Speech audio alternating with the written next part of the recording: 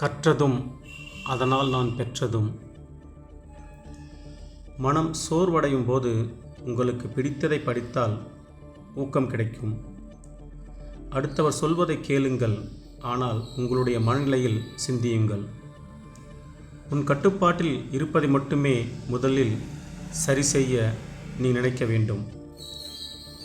பதற்றம் வேண்டாமென நினைத்தால் எதன் மீதும் பற்று வைக்காதீர்கள்.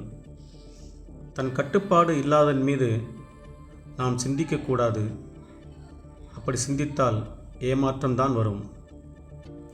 எதிர்காலத்தின் மீது நாம் வைக்கும் அதீத நம்பிக்கையால் தான் நமக்கு பயம் ஏற்படுகிறது. எது நடந்தாலும் நன்மைக்கே என நினைத்தால் பயம் ஒருபோதும் நெருங்காது. ஒரு கோபம் ஏற்படுத்துவதை விட அதை மீண்டும் மீண்டும் நினைக்கும்போது இன்னும் கோபம் அதிகரிக்கும். எனவே கோபத்தை தள்ளி போடுங்கள் அல்லது அப்போது சிரித்து விடுங்கள். தினமும் எழுதும் பழக்கம் நம்முடைய எண்ணங்களை மேம்படச் செய்யும். தேவையில்லாத தகவல்களை மீண்டும் மீண்டும் பார்க்காதீர்கள், கேட்காதீர்கள். அப்படி செய்வதால் நம் எண்ணங்கள் சீர்குலைந்துவிடும். நம்மை பற்றி நாம் முதலில் முழுவதுமாக தெரிந்து கொள்ள வேண்டும்.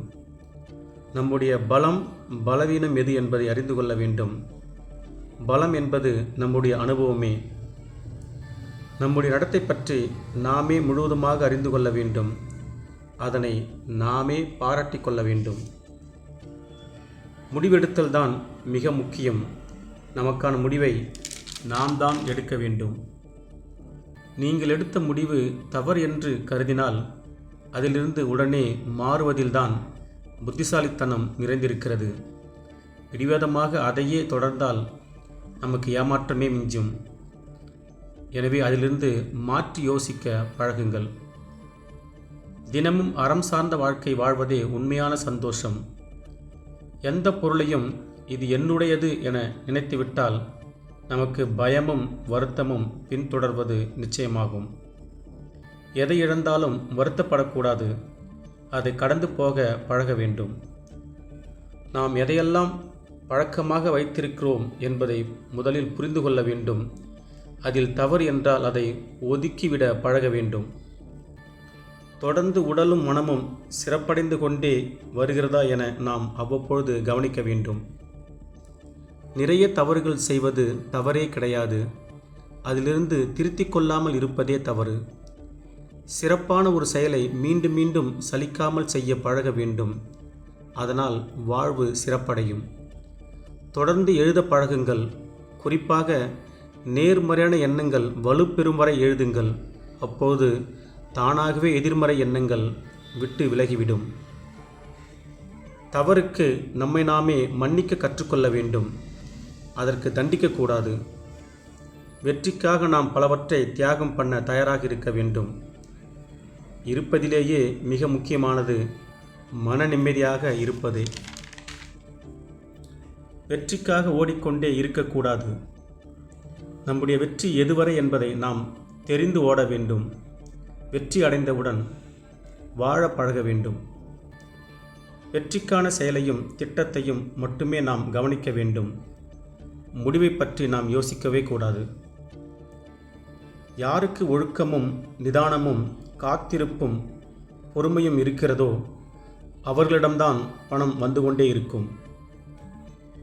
சுய விழிப்புணர்வுடன் நாம் பணத்தை கையாள வேண்டும். ஓய்வு என்பது ஒரு வேலையை சிறப்பாக செய்ய நாம் மேற்கொள்ளும் மற்றொரு செயல்தான் என்பதை நாம் புரிந்து கொள்ள வேண்டும். நாம் செய்கின்ற வேலை ஒருவேளை நமக்கு பிடிக்கவில்லை என்றால் கூட இந்த உலகிற்கு தேவையானதாக இருந்தால் அதனை நாம் பிடித்தவாறு மாற்றிக்கொண்டு சிறப்பாக செய்ய வேண்டும். வேலை செய்யும்போது அதற்கான எஜமானர் நாமத்தான் இருக்க வேண்டும். கண்காணிப்பாளரும் நாமத்தான் இருக்க வேண்டும். பிறர் பாராட்டுவார்கள் என்று எதையும் செய்யக்கூடாது.